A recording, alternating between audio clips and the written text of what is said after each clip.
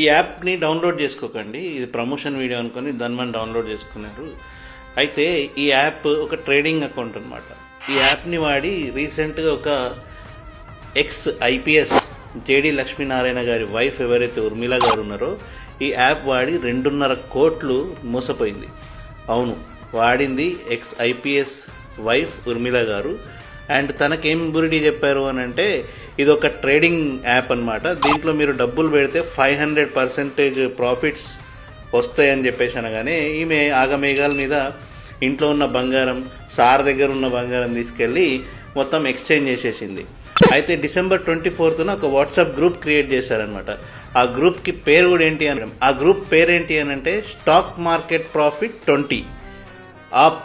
ఈమెకి ఆ stock market మీద నాలెడ్జ్ లేకపోవడం ఒక మైనస్ అయితే ఈ విషయాన్ని సార్ దగ్గర దాచింది మేడం.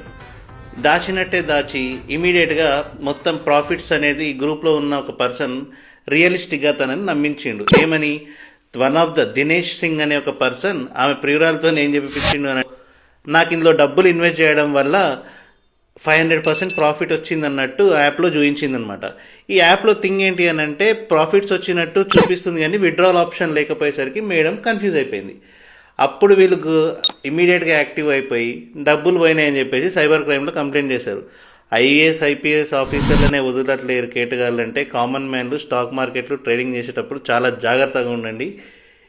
ఈ మెసేజ్ వీలైనంత మందికి షేర్ చేయండి.